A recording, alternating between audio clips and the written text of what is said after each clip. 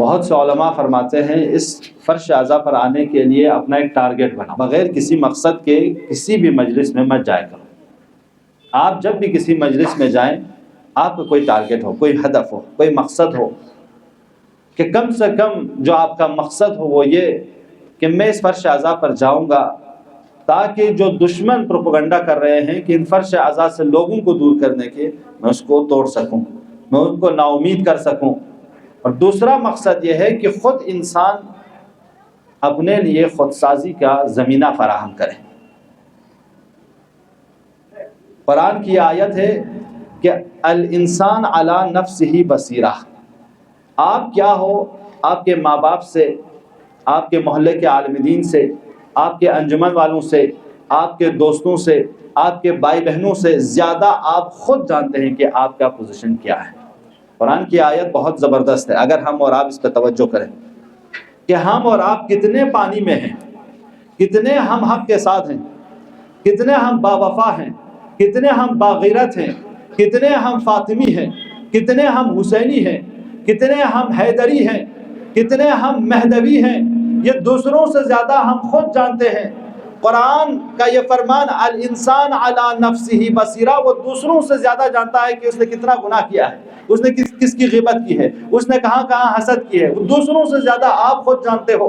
تو یہ پہلا معیار ہے انسان کی خودسازی کا کہ پہلے پتہ کرے کہ میں خود کتنا پانی میں ہوں، میری بیماری کیا ہے، میری خوبی کیا ہے، مجھے کس چیز کے علاج کے لیے آیا ہوں۔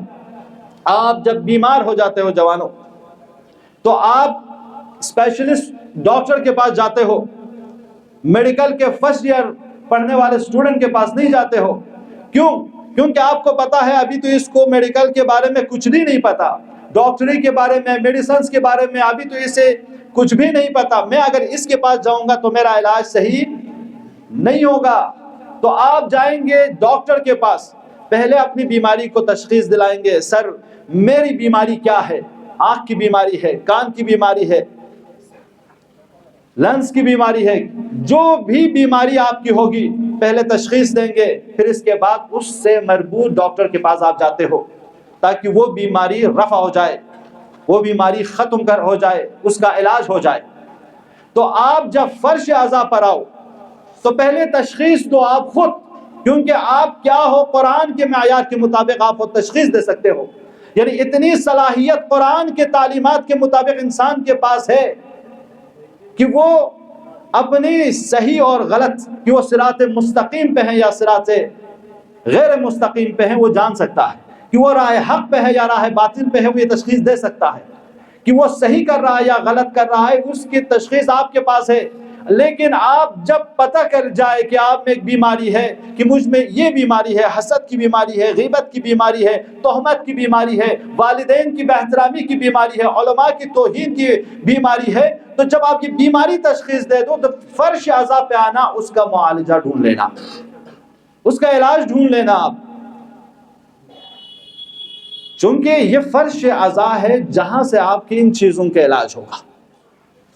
تو جب اس فرش اعضاء پر آئیں تو سب سے پہلے ہدف مشخص کرے جوانوں، خالی ذہن آؤ گے، خالی ذہن واپس چلے جاؤ گے۔ بہت سے لوگ آتے ہیں، بہت سے لوگ چلے جاتے ہیں، لیکن آپ ان میں سے نہ ہو۔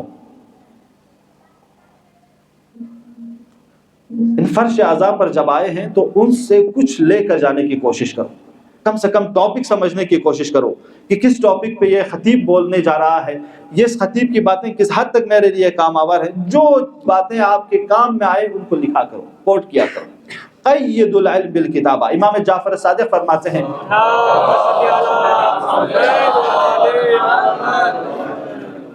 علم فرار کرنے والی شے ہے۔ آج ابھی سنیں گے آپ، تھوڑی دیر میں آپ بھول جائیں گے۔ تو جب بھی کوئی حدیث آپ کو آپ کے کانوں سے ٹکرائے، آپ کو معلوم ہو جائے، فوراً اس کو قید کرو، لکھو بالکتابہ، قید العلم بالکتابہ، علم کو لکھو۔ آج سے اپنی اندر یہ ہیبٹ بناؤ جوانوں، چاہے مجلس میں جائیں، چاہے کسی جلسے میں جائیں، چاہے کسی پارٹی میں جائیں، چاہے کسی کانفرنس میں جائیں، چاہے کسی سیمینار میں جائیں، آپ سب اسٹوڈنٹس ہیں، الحمدللہ ہمیشہ گیدرنگ آپ کے درمیان ہوتی رہتی ہے۔ اپنا ایک ہیبٹ بناؤ، ایک شیعہ اپنا ایک ہیبٹ بنا، ایک جوان، ایک فاطمی اپنا ایک یہ عادت بنائے کہ میں جب بھی کسی پروگرام میں جاؤں بغیر کاپی کے نہ جاؤں۔ یہ پہلی. یا اگر میرے ساتھ کاپی نہیں تو موبائل ساتھ میں ہوں، ریکارڈ کر لیا کریں، یا نہیں تو اس کو لکھ لیا کریں. اپنی عادت بنا لیجیے. چونکہ آپ جس پروگرام میں گئے ہوں کیا پتا اس کے بعد وہ پروگرام آپ سالوں سال تلاش کرتے رہے آپ کو نہ ملے. ایک بہترین پروفیسر آپ کو مل جائے اس کانفرنس میں، جو بعد میں آپ ڈھونڈتے رہ جائیں گے، ان کی باتیں پھر آپ کو سننے نہ ملیں، تو غنیمت جانو. جب آپ اپنی عادت بنائیں گے تو دوست کی بات کو، اس کی اچھی باتوں کو بھی حاصل کرو گے. بڑے پروفیسر، بڑے لیکچرر، بڑے آفیسر، جو بھی آپ کے اساتذہ ہیں، ان کی باتوں کو بھی آپ لکھنا شروع کرو گے. آپ ایسے ہی بغیر اہمیت کے آ جاؤ گے کسی مجلس میں، کسی پروگرام میں، تو بغیر اہمیت کے آپ واپس بھی چلے جاؤ گے. آپ کے لیے کوئی امپورٹنس نہیں ہوگا. آپ اور ہم اس دنیا میں ایک بار آئے ہیں، بار بار تو آئے نہیں ہیں. ہم اور آپ کو جب خدا نے ایک زندگی دی ہے، نعمت دی ہے، دیکھنے کی صلاحیت، سننے کی صلاحیت، پڑھنے کی صلاحیت، اچھے ماں باپ، اچھا ماحول دیا ہے، اچھی یونیورسٹیاں دی ہے، تو یہ سب خیر کے دروازے ہیں. اس کو بند ہونے سے پہلے غنیمت جانو. پیغمبر فرماتے ہیں جب تمہارے لیے کوئی خیر کا دروازہ کھل جائے تو اس کو بند ہونے سے پہلے غنیمت جانو. لہٰذا جوانوں، بہت سے آپ لوگوں میں سے دوست احباب جو پہلے یہاں رہتے تھے، ابھی فون کر کے کہتے ہیں کاش ہمیں دہلی جیسے میں ہوتے. ہم یونیورسٹیز میں پروفیسر سے، لائبریریوں سے کیا فائدہ اٹھاتے تھے، اب گاؤں میں، پہاڑوں کے بیچ میں، یا کوئی نوکری کر رہے ہیں یا ایسے بیکار پڑے ہوئے ہیں.